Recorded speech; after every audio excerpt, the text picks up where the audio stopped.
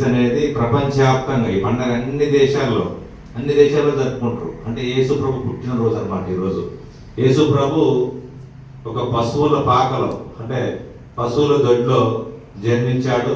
ఆయన పరిశుద్ధాత్మ అంటే దేవుడి మహిమతోని మరియమ్మ అనేటువంటి మహిళకు పెళ్లి కాకముందే ఆ మరియమ్మ అనే మహిళ గర్భవతి, అంటే పరిశుద్ధాత్మ ద్వారా అంటే దేవుడి ద్వారా కృప ద్వారా ఆమెకి గర్భవతి కావటం, ఆ పశువులు అంటే ఎక్కడ కూడా ఉండటానికి కూడా ప్లేస్ లేకపోతే అంత ఇబ్బందులు పడుతున్న క్రమంలో పశువుల పాకని ఆశ్రమంగా తీసుకున్న పశువుల పాకలో ఉంటున్నప్పుడు యేసుక్రీస్తు జన్మించడం, ఆ యేసుక్రీస్తు జన్మించినప్పుడు కూడా అప్పుడు ఉన్నటువంటి రాజులు ఆయన్ని చంపాలనంటే లోకరక్షకుడు పుట్టాడని చెప్పేసి ఆకాశంలో ఒక నక్షత్రం అనేది దానికి సూచికగా, అంటే ఆ పశువుల కాపులందరికీ ఆ పరిశుద్ధాత్ముడే వచ్చి మీకు లోకరక్షకుడు పుట్టాడు, ఈ బానిసత్వం నుంచి మీకు విముక్తి జరిగితే మీకు లోక పరిపాలకుడు వస్తుండని చెప్పేసి ఆయన ఒక దైవ రూపంలో వచ్చి కలలో కనపడి చెప్పడం వల్ల ఎక్కడ ఉంటాడని చెప్పేసి ఎదిగినప్పుడు ఈ పశువుల పాకలో ఉంటాడని చెప్పేసి వాళ్ళు ఇంటిచ్చినప్పుడు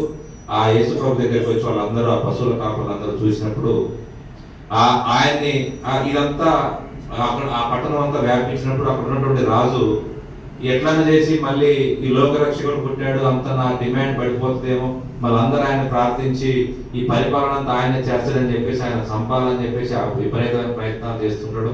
అప్పుడు రకరకాల చోట దాచుకొని ఆ బిడ్డని కాపాడే క్రమంలో యేసుక్రీస్తు చిన్నవాడుగా పెరుగుతూ పెద్దయి ఆయన 30 ఏళ్ల వయసులో బాప్తీసం తీసుకుంటారు. బాప్తీసం అంటే నీళ్ళలో మునిగి ఇప్పుడున్నటువంటి జీవితానికి భిన్నంగా యేసు ప్రభు మతంలోకి మారి ఆయన నియమ నిబంధనలకు విధంగా బతికేటటువంటి దాన్నే బాప్తీసం అంటారు. ఆ బాప్తీసం తీసుకున్నాక 3 ఏళ్లలోనే ఆ యేసుక్రీస్తు చాలా మహిమలు, అంటే కళ్ళు లేని వాళ్ళకి కళ్ళు వచ్చేటట్టుగా, కుష్ఠరోగులకు కుష్ఠరోగం తగ్గేటట్టుగా, ఆకలి లేని వాళ్ళకి ఆకలి తీర్చడంగా, లేకపోతే ఎటువంటి సమస్య ఉన్నా కానీ సమానత్వం ఉండాలని చెప్పేసి హింసను ప్రోత్సహించకుండా అహింస ద్వారానే, అంటే ఏదైనా హింసతో సాధించలేము, అహింసతో మాత్రమే సాధిస్తామని చెప్పేసి ఒక శాంతమూర్తిగా ఒక కరుణామయుడిగా ఆయన ప్రపంచవ్యాప్తంగా ఆయన ఆదర్శంగా తీసుకున్నటువంటి ఒక గొప్ప మహనీయుడిగా ఒక వ్యక్తిగా ఆయన జీవితం కొనసాగుతూ ఉంటుంది. ఆ క్రమంలో చాలా మందికి ఈయన అండగా ఉండి ఈయన ప్రార్థనలు వినడానికి వచ్చినప్పుడు ఒకసారి 5,000 మంది ఈయన బోధనలు వినడానికి వచ్చినప్పుడు వాళ్ళకి మధ్యాహ్నం టైం ఆకలికి అలమటిస్తూ ఉంటే ఒక దగ్గర ఒక బావి దగ్గర ఉన్నటువంటి రొట్టెలను తీసుకొని ఒక 2 చేపలు తీసుకొని ఆయన మహిమల ద్వారా ఆయన అద్భుతమైన శక్తుల ద్వారా అందరికీ భోజనాన్ని మహిమ ద్వారా ఏర్పాటు చేసి అందరూ తినంగా 5,000 మంది తినంగా కూడా ఇంకా కొన్ని గంపల్లో ఆహారం మిగులుతుందని చెప్పేసి పూర్వం మనం అన్ని గ్రంథాలు చెప్తా ఉన్నాయి, పూర్వీకులు చెప్తా ఉన్నారు. కాబట్టి అటువంటి గొప్ప వ్యక్తులు ఉండటం వల్ల ఈ మత పెద్దలు, ఏరే మతాలకు సంబంధించిన మత పెద్దలు అందరూ కూడా ఇటువంటి ఆయన ఇట్లా దేవుళ్ళ కొలుస్తుంటే మనకు కూడా భవిష్యత్తు మనకు ఉండదేమని ఆలోచనతోనే ఆయన ఏదో రకంగా ఆయన్ని చిత్రహింసలకు గురి చేసి చంపాలని చెప్పేసి అనుకోవడం జరుగుతుంది. ఆ క్రమంలో యేసు ప్రభు ఈ మహిమలు ఇవన్నీ చేస్తా ఉంటే ఆ మత బోధకులు అందరూ ఇవన్నీ తప్పుడు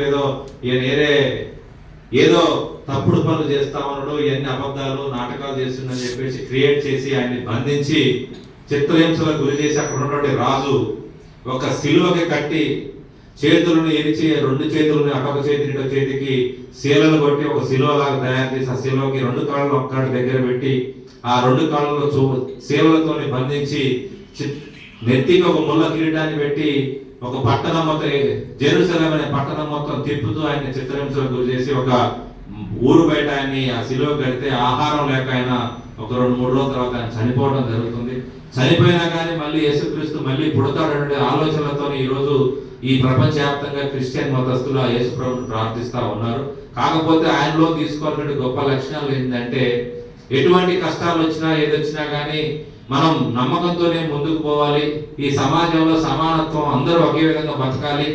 ఈ సమాజంలో కులాలు, మతాలు, ప్రాంతాలకు అతీతంగా మనుషులందరూ ఒకే విధంగా బతకాలని చెప్పి సందేశాన్ని ప్రపంచానికి ఇవ్వడం జరిగింది.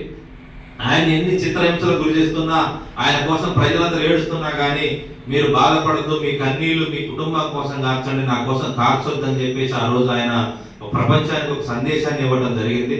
కాబట్టి ఈ రోజు ఆయన పుట్టినరోజు సందర్భంగా ప్రతి సంవత్సరం కూడా క్రిస్మస్ పండుగని క్రిస్టియన్ మతస్థులు క్రిస్టియన్ కుటుంబాల వాళ్ళు బాగా అద్భుతంగా వాళ్ళ జీవితాల్లో పెద్ద పండగగా భావించి ప్రపంచవ్యాప్తంగా జరుపుకుంటా ఉంటారు. కాబట్టి మనం కూడా అటువంటి విలువలతో, నైతిక విలువలతో మనం కూడా బతకాలని, ఆయన చూపించిన మార్గంలో పోవాలని, మనకు కూడా కులాలు లేవు, ప్రాంతాలు లేవు, మతాలు లేవు, అన్ని మతాలు సమానమే. హిందూ, ముస్లిం, క్రిస్టియన్ అందరం కూడా అన్నదమ్ములా కలిసి ఉండాలి. ఈ సమాజంలో అందరం సమానత్వంగా ముందుకు పోయినప్పుడే అందరికీ మంచి జరుగుతుంది. ముస్లిం వేరే, క్రిస్టియన్ వేరే, హిందూ వేరే అనేటువంటి భావన ఉండద్దు.